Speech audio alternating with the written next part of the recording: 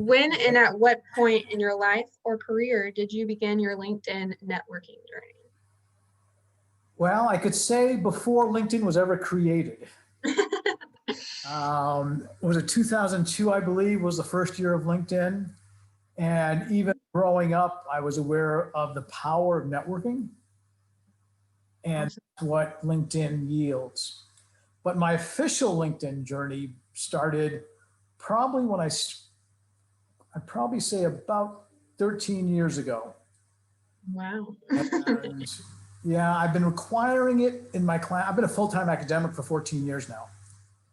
And before that, I was entrepreneurial. I had a number of businesses. I was in the military. I was an alumni for a bunch of institutions. And trying to figure out a way of keeping tabs on friends, neighbors, enemies, people that I bump into was always a challenge. And I mean, you have your own email list and say, oh yeah, a friend of mine would really like this. And they pass it on. But how do you pass it on to 5 or 10 people easily without saying, well, what's Alexandria's email address? I know Ben would like this, but let me look up his email address. By the time you do that, you say, don't bother, leave me alone. I'm done. So I started as a tool. Yes, it used to be a resume on screen, but it was also a tool to keep people connected. And do you know what Rolodex is? Ever hear of a Rolodex or see a Rolodex? No, I haven't. Oh, you're missing out. A Rolodex used to be, and I'm going to actually show you a picture on screen, so you can appreciate. Let me do a quick search, find it, and get a picture. So what a Rolodex used to be is something that professionals had, and I'm going to share my screen right now, that you would staple a business card, literally a Rolodex, and you say, oh, Alexandria, what's her last name? There it is. You look up the M, McKnight, there it is. Oh, there's your email, there's your phone number. Hi, Alexandria. Just, no, whatever. So that was a Rolodex. And when you changed jobs, you took your Rolodex with you. Now, don't feel bad not knowing what this is, because a Rolodex, it's now any of my students over 25 knows what a Rolodex is. Pretty much anybody under 25 has no idea. Not the and that's okay. But what this is a Rolodex on steroids. It is a repository of all kinds of contacts and information that's available.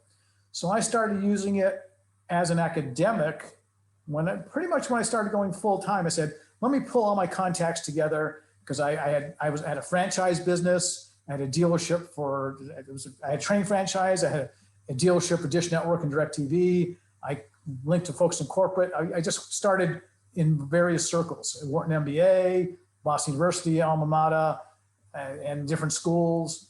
So I wanted to get everybody in one place, just to make it easy access, and a resume on screen, because as I was getting older, let's see, did I finish this degree in 1984, or did I start this job in 1989, or was it 91? It was somewhere around there. So it was just a way of keeping track for me too. Gotcha. Started as a resume on screen, but it's really blossomed into a whole bunch of other things, which I'm sure we'll talk about. Definitely. It started early, but then when the power of LinkedIn has been growing as we know it. Yeah. Okay. Well, why did you choose LinkedIn? Yeah, because there's a lot of networking apps out there. But. Well, not so much, not professional networking. And I'm differentiate the social networking. There's a Facebook's, which is about a year newer than LinkedIn and has a lot of popularity, but it's much more social. This is a professional environment, and it was geared towards folks posting their careers, their backgrounds, and information that bill collectors would love to see. I mean, if they want to track you down, or anybody that wants to find you, that's the information. And if you're very security conscious, you don't go on LinkedIn. But anybody who's looking for a job is less security conscious and more job conscious. And it is a platform for professional social media, which means it helps you find jobs, get information, do research, and access a bunch of things that Facebook is again, pure social. Instagram is pure social. I mean, back in the day, there were other tools that I was part of and other things and other platforms. MySpace was one of them I was on. I don't know if you've ever heard of that or. I haven't been on it though. Cool. So I was on MySpace. It was like a Facebook before Facebook, but the power of LinkedIn as a professional environment really shone through. Gotcha. What are some of your most memorable and impactful experiences using LinkedIn? Fair question. Let me give you a couple of examples. I mean, Okay. I'm a big fan of LinkedIn for my students, obviously. I require it in all my classes, and I have for the past 11, 12 years now. So one of my students, my students always approach me, Professor Dell, I got contacted by this company. Is it a scam? Great question, because there are enough scams out there. Is it a pyramid scheme? Okay. Multi-level marketing, by the way, is not a pyramid scheme. It's a legitimate business, but people do multi-level marketing and they find people on LinkedIn. Well, one of my students came up and said, Professor Dell, have you heard of Northwestern Mutual Life, NML? I said, actually, yeah, well, they're a Fortune 500 company. Why do you ask? Well, I was approached by this group on LinkedIn. I never heard of the company before. I said, okay, Fortune 500, no guilt. Yeah, you have ways to learn. There's some Fortune 500s I've never heard of either. Don't worry. But it has one of the best internship programs in the country. And they found him. They reached out to him and say, would you be interested in applying? And this was about probably 5 years ago, 6 years ago. And he ended up applying. He ended up being in the top 5% of folks, interns in the country. He actually won a trip to the island somewhere. I forget which island it was. Nice. He did pretty well for not knowing who the heck this company was in the first place. Yeah. So I'd call that a success story. And he's got his own business now. He went work in banking for a while, and then he spun out on his own. And he's pretty successful, and he's a sharp guy. And he had a learning disability as well. That's not a strike against him, but that he's overcome. But LinkedIn helped him along in that direction. Awesome. An example, early in my career as an educator, my school was looking for an adjunct for finance. And I said, at the time, I might have a network of 1,500 folks in the Madison, Milwaukee, Green Bay area. I was kind of central to that. And I did have international connections, but yeah, 1,500, maybe 2,000. So I reached out to my network in those 3 cities. I said, we're looking for a finance adjunct instructor. Within 15 to 20 minutes, I had over a dozen responses, probably closer to 20.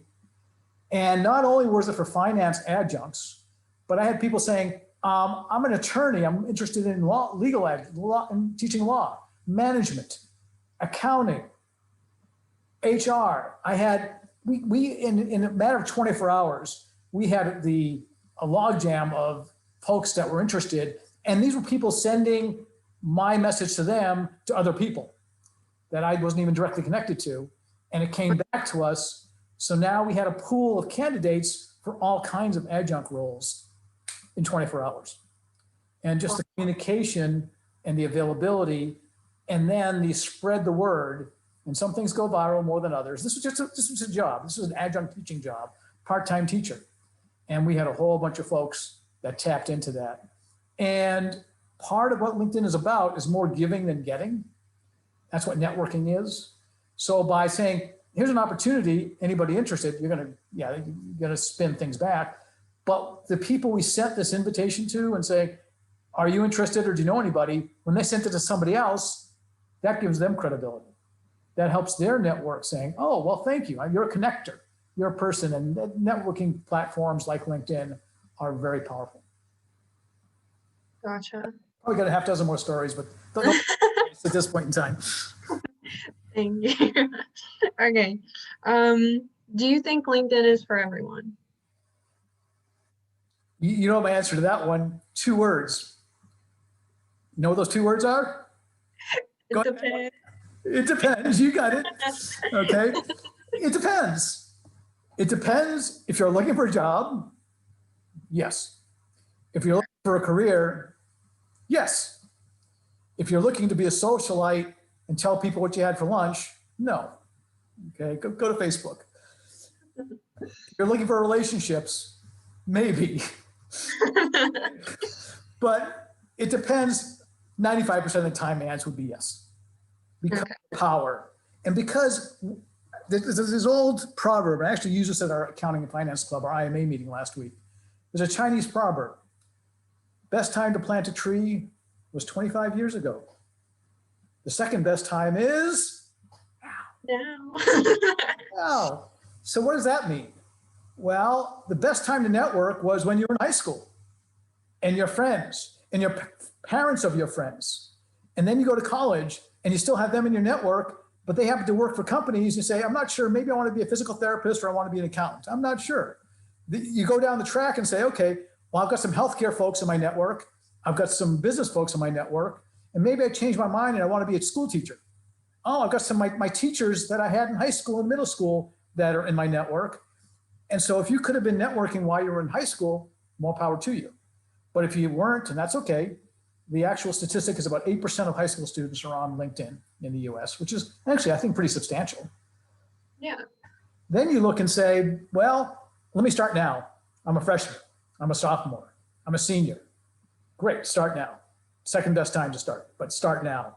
And now you still have classmates and you have faculty members and you have friends and parents of friends and other relatives. And these folks are going to be on LinkedIn and they have a network themselves. And so that broadens and makes it available.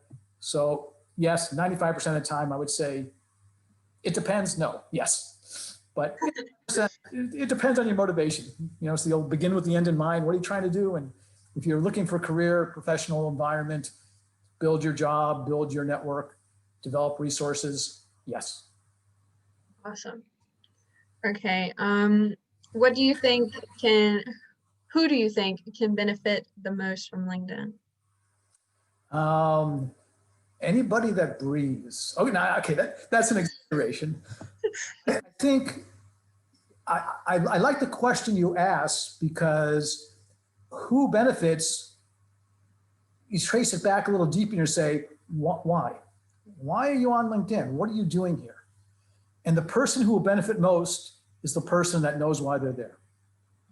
So if you say, I'm on LinkedIn because Dr. Scott made me do it in class, okay? That's it's a part of your grade, in most of my classes, and that's legitimate because I really think most people should be there. But if you don't appreciate what's there, you start saying, well, you maybe join two groups, a professional group and a personal group. You made me to connect to some faculty and you made me to connect to some other professionals in the field. It was an assignment. I got it done. That's one attitude of, okay, I got it done. I passed the course. I passed this assignment. The other is, what do I do with it now that I'm here and I'm in this group? And maybe there's some other folks that might be offering, 70% of jobs, more than 70% are found through networking. Not from, there's a posting over there on Indeed or even in LinkedIn, I'm going to apply for it. And my applicant tracking system, my ATS, has the keywords and I found out, and I filled out the application and I'm now in the queue. But if you knew somebody at that company and say, by the way, I just applied for this job, got a foot in the door, tell me how it really works over, how does someone really get hired over there? Or I'm curious what you do over there and why you're there and what makes you exciting. So when you interview, you can say, oh, one of your folks, and I do this with Sunoco all the time. I've never met somebody from Sunoco that doesn't love the company. So, and they're in Hartsville. When they were looking for tax accountant this summer, they went to our dean and went to me, and I put the word out and found some people to apply that I thought would be a good fit in my LinkedIn network that were students, and they got hired eventually. And it was another student that got promoted to a different department. So being able to connect and understand the company, I use that in my pitch. When I was talking to students, I said, I've never met someone, and I've met a bunch of people that work there that doesn't love it. And that is a reflection on the company, but it also, if you were able to say that in an interview, I've spoken to, and everybody I've spoken to half a dozen folks, everyone loves it. You're doing your homework, you're doing your due diligence, and they feel good too. Because they say, well, why do you want a job here? Because everybody loves it. What's wrong with that? What's wrong with the picture? Nothing. I would love to be here too. So that helps in all kinds of ways. Of course. How can LinkedIn be beneficial to students, specifically college students? Okay. Well, you've heard my pitch that the best time to network is yesterday and the second best time is now. It actually leads to more connections and education. And one of the features that I love for students is the alumni function. And I'll talk about that a little bit because the power of LinkedIn, you can go in, and I don't know of anybody, myself included, that if I'm getting called by a student from my alma mater, and I got many a call from students saying, and I've had businesses before I was a full-time academic, 13 plus years, I was an entrepreneur, had a bunch of businesses. I'd get a call, and I talked about this the night of our LinkedIn presentation last week. I get a call from a student saying, hi, Mr. Dell, you have a pretty successful business, and I've heard good things about you. I'm a student here at XYZU. Do you think you could have 10 or 15 minutes of time to talk about what you do so I can find out more if it's something I might be interested in career-wise? And I will say, you know what, I'm kind of busy, but next week, let me take you to lunch. How's Tuesday or Wednesday sound? Without hesitation or reservation. The day after you graduate and you make that call, hi, Mr. Dell, you have a wonderful company. You've got some good things going on. I just graduated from XYZ University. Oh, congratulations. Glad to hear it. Wonderful. I think you want to talk to human resources. Let me patch you through. I would send them on to our HR manager because they're looking for a job, and I don't blame them. I'm probably a good person to talk to about the job, but if their only connection was, I'm looking for a job at your company, chances are I'm going to delegate them onto HR unless we had a personal connection. Yep, my uncle works for you. Oh, really? Yeah, he's a great person. Your aunt's a great person. Whoever it is that I know, that's a foot in the door. So you want to have a network built in that when you make those calls, you're going to be able to reach out. And the most powerful call you can make as a student is the ask for a 15-minute conversation. So now you reached out, you found some people in a department that are interesting. You'll reach out to connect. Even if you don't know them, you can connect. But then you make a phone call either before or after you connect and say, hi, I'm a student at Francis Marion University. I see you're an alum working in the finance department at South State Bank. I am interested in banking. Do you have 15 minutes of time to have a conversation? And I don't know one professional or alum that would say, I'm too busy to talk to current students. You would talk and they say, 15-minute conversation. You're not asking for a job, and make sure you don't yet. You're asking for a conversation. You're asking for an interview that says, I want to find out more about what you do. I'm still a student. I haven't done it, but you have. Can I get some insights? Do you mind sharing 15 minutes of time? You have that conversation, and it will naturally evolve to, by the way, I know we're hiring, and the HR manager is, or I know another bank that's hiring. We may not be hiring right now, but has an internship. Maybe Bank of America in Charlotte would be a great place to go. And I know somebody there. Let me connect you to them. You now have networked. You now have gained insight about the company, about the industry, and you are snowballing down the road into an internship or a job. And snowballs, I think you understand the term, even though we're in South Carolina. Yeah. I came from Wisconsin. I get away with it. Need a Bostonian too.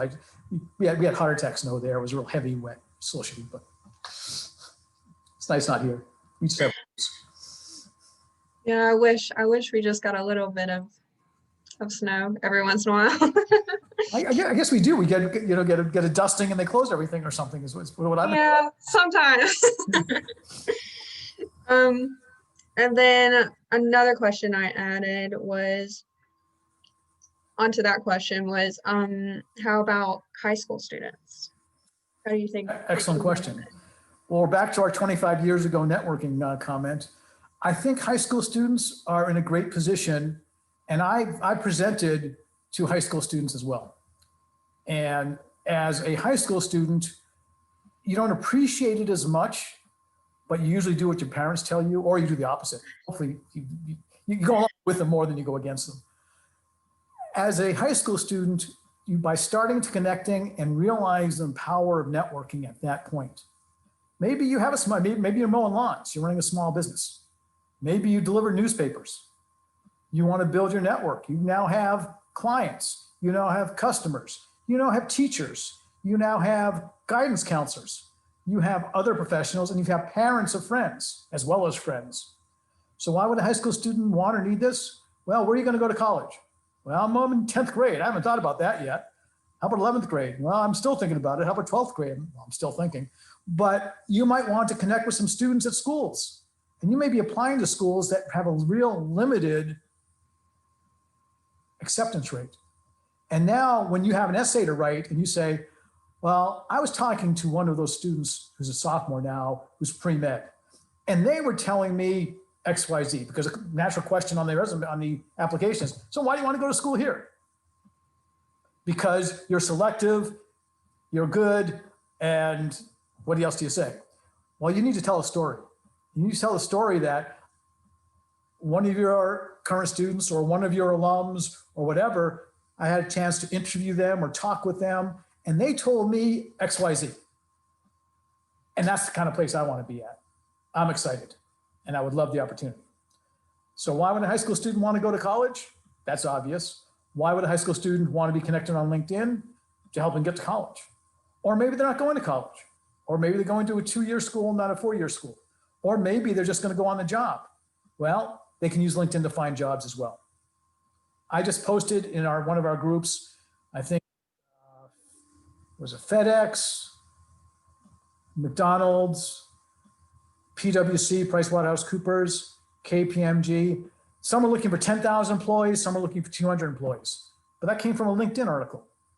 So you can get a lot of information on LinkedIn about your career, about interests, about directions, about what you want to be. I'm a member of a Harley owners group, and I exchange notes on Harleys sometimes. That's fun.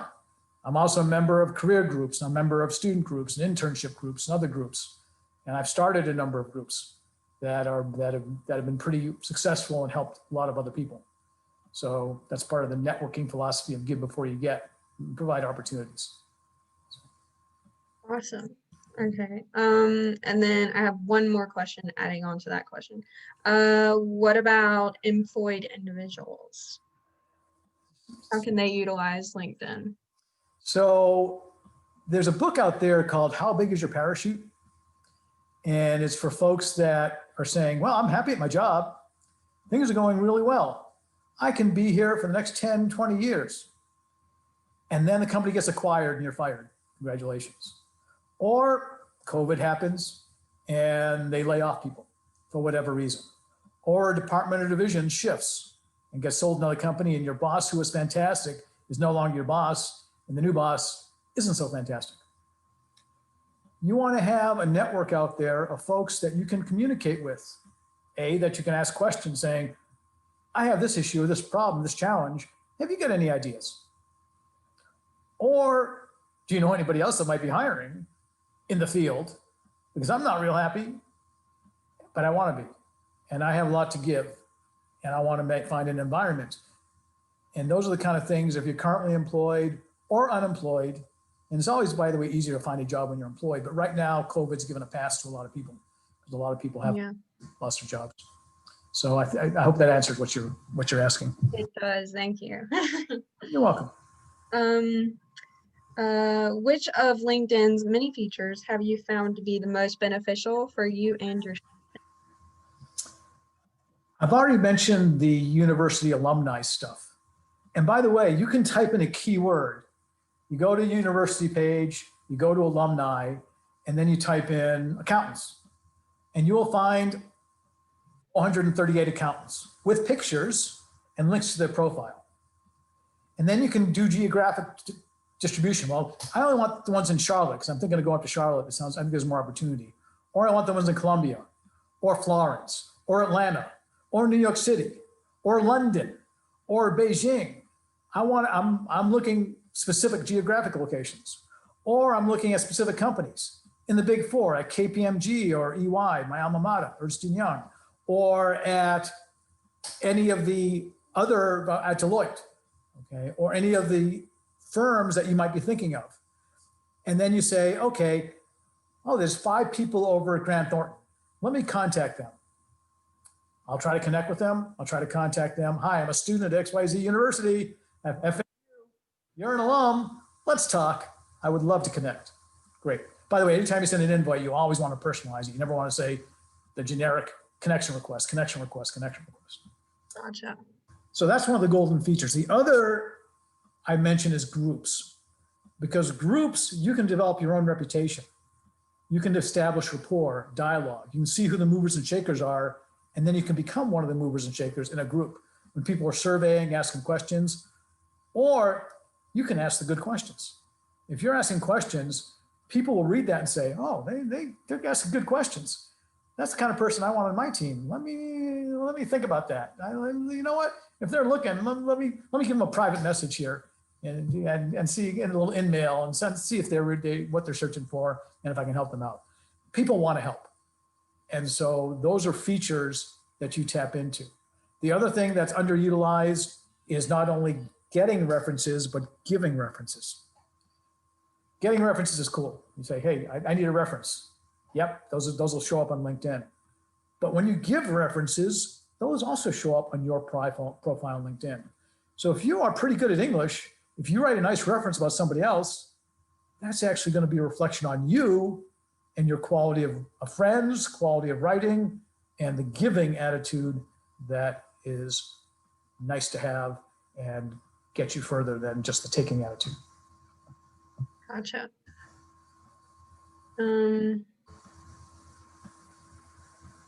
What do you think makes LinkedIn such an effective networking tool? I will say that, not that it's common, but the commonality. There are over 720 million users as of November 2020 right now. Wow. So that means, and they say every second there are 2 more folks being added. The other statistic, though, is only about half are active. And what they consider actively going on once a month, at least once a month. Some are much more active. So to answer the question of usability, practicality, why LinkedIn, it's really the gold standard when it comes to networking tools and professional social media. And there are other tools out there. And there are other people trying to break the ice and trying to develop additional access. There's some different ones in Europe. There's some different ones around the globe. But LinkedIn really has the following and has the connectivity and is owned by Microsoft. About 5 years ago, Microsoft bought them for about $26 billion. Some value in it too. So I think that Microsoft saw the value and saw the light. And at the time, like $50 a connection they were paying roughly.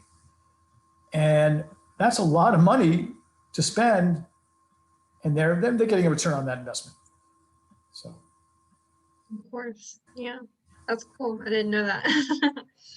Learn something new every day. That's why we're here. What can students do to create an effective LinkedIn profile? Great question. Let's go back to the question, what is an effective LinkedIn profile? And the effective profile is the one that gets you what you're interested in. Are you interested in a job or internship? So yeah, you need to find the keywords. You go into Indeed, you go into any job source, jobs.com, you go into LinkedIn, find job descriptions. And on those job descriptions, there are keywords. So you might go into data analytics and they want Python experience and Tableau experience and Excel experience and SQL. SQL experience. Or you might say, well, I'm going to marketing. I might need some Google Analytics. I might need to do direct sales or phone sales or social media. Those are keywords you might want in your profile. So an effective profile will give you the results you desire, but you have to figure out what that end result you're after is. So once you get that idea, you can now start structuring your profile. Have a professional picture. You don't want any spouses, significant others, or anybody else in the picture. The only time you want your dog in your picture is if you're looking for a job as a vet or a veterinarian assistant. You don't want your pet there. Okay, you don't want a t-shirt unless that's the nature of the job. You don't want to be a bike backpack unless you're going out west and you want to be in Colorado backpacking or upward bound or something else, outward bound. So you really want to match to what you're doing, but you want to be professional about it. You want, think of a resume. Resumes sparkle when it comes to grammar. Resumes are clean, easy to read, make sense. Your resume and LinkedIn profile need to match by dates. You can't embellish. You gotta have a sync. They gotta be in sync. But additionally, LinkedIn, you're gonna post videos. You're gonna post other recognitions. And the big answer to what can you do as a student to best enhance your profile? Volunteer and get involved. Join clubs and groups. Become a competitor. Be active, out in and out of the classroom. When my kids went from middle school to high school, the two pitches were time management, get involved. My kids went from high school to college. The two pitches were time management and get involved. So my pitch to you right now is time management and get involved. What I mean by get involved is not only those kind of activities, because you want to put on your resume and your LinkedIn profile things that would be attractive. You want to tell a story that's going to be attractive to a potential employer. In addition, you want to also include practical experiences. Now, maybe you had experience in a project. You were in a group project that did an Instagram project with a fellow student. And you talk about that. Here's what I learned working in a group. Here's what I learned and took on a leadership role and how we got an A on this assignment. Or we did a financial analysis or a case study. And during the case study, we dove into XYZ. And one of the case studies I did when I got my doctorate, the name, everybody was assuming it was a male, but the reality is it could have been a female. You know, Robin is a dual purpose name. And I was one of two people in this larger class that said, think about this. I don't know whether they're male or female. If they're male, they're being accepted. If they're female, they're being rejected for being aggressive. And we need to think about that as part of the conversation. So that's an awareness that you might have had that your classmates may not have, or something you can put on your profile that shows you have critical thinking skills, that you are analytical, and that you're aware and wanting to participate and do other things. And you go above and beyond, not just, well, here's my GPA, here's my degree, and I have a major too. I'll get that on my profile. Great. Everybody has one of them. So that's what makes you different, what makes you special, and that's what you want to get across. Gotcha. How do you think LinkedIn, or how does LinkedIn give students exposure to potential employers? Let me count the ways. By just having a profile and being out there, being exposed, you will be in a position that, especially if you have a clear, concise, and cogent profile, you're going to be ahead of the game.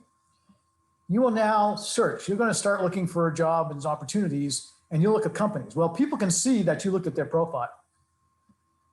Everybody who looks at my profile knows that I teach at Francis Marion University. FMU's on the map on a global scale. And yes, I have over 20,000 connections, and no, you don't need over 20,000. And I got over 18,000 of those on a free account. Now I've got a paid account now because I use it for some professional reasons. But you can do that also on a free account. But they say, wait a minute, who's looking at my profile? Oh, that's kind of interesting. Somebody's snooping. Okay, someone's lurking, and yeah, but they're pretty talented. Maybe I should connect with them. And the same way, there are other features built into LinkedIn that you can see other people like the one you're looking at. You can do company research. You can search alums. You can also get a company up there and say, all right, who are the managers in HR? There's 6 of them. Great. I'm going to try to connect to all 6 of them. And if one of them spills the beans and connects, I'm going to reach out and talk to them.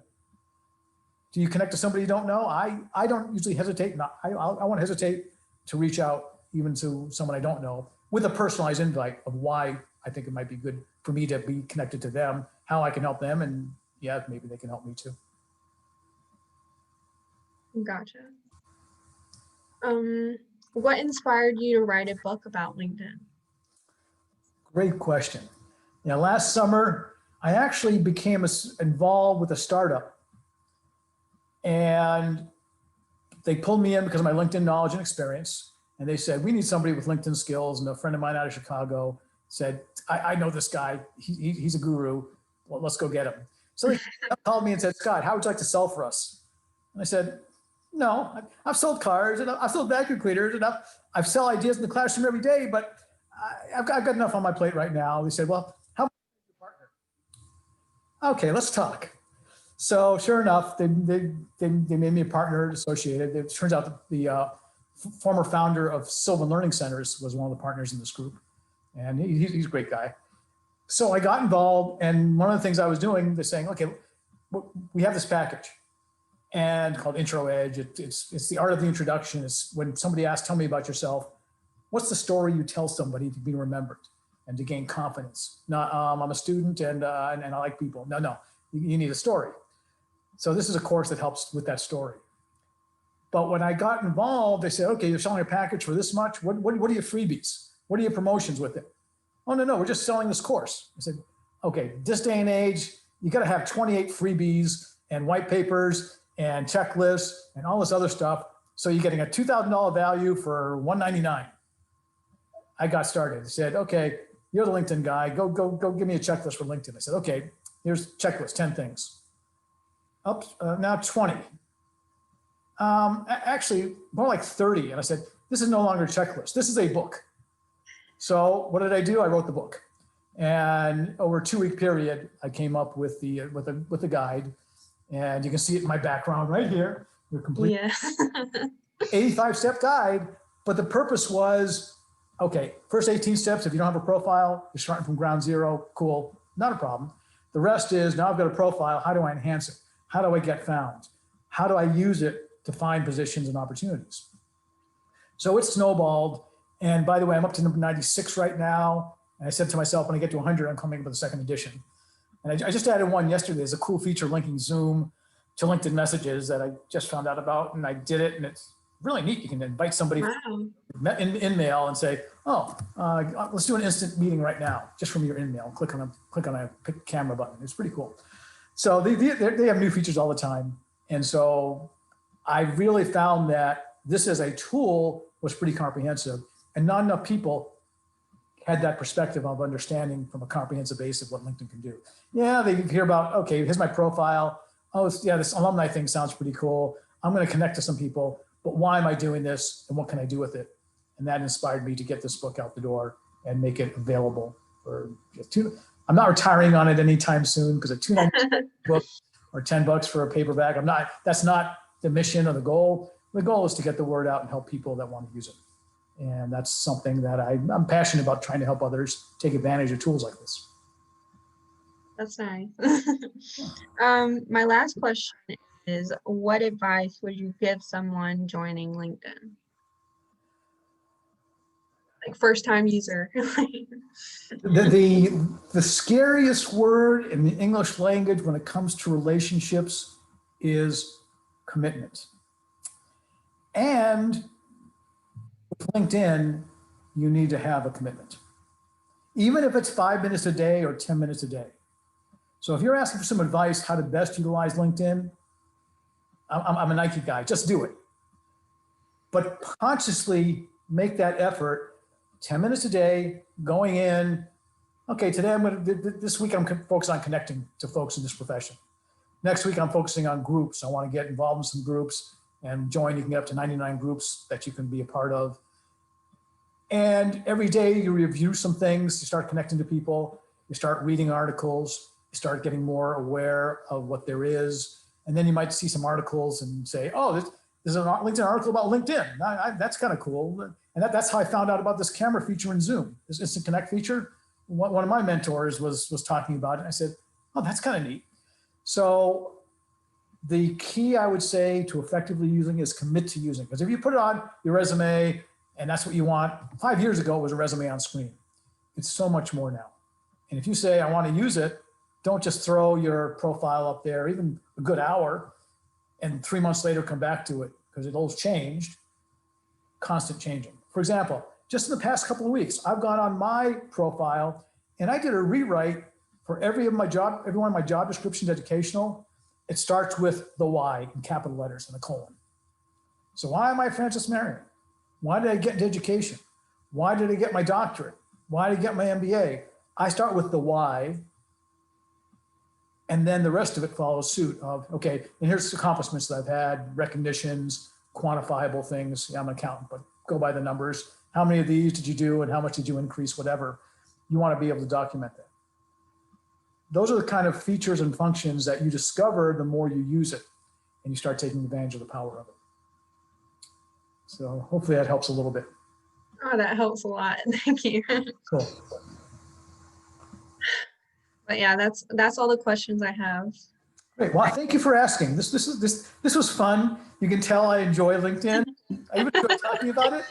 But you have some great questions, and I want to thank you for taking the time and thinking of this. And I think this, are you going to be presenting this to other students, or is it going to be a presentation? I will be making a presentation about it. So thank you. Will you be recording the presentation?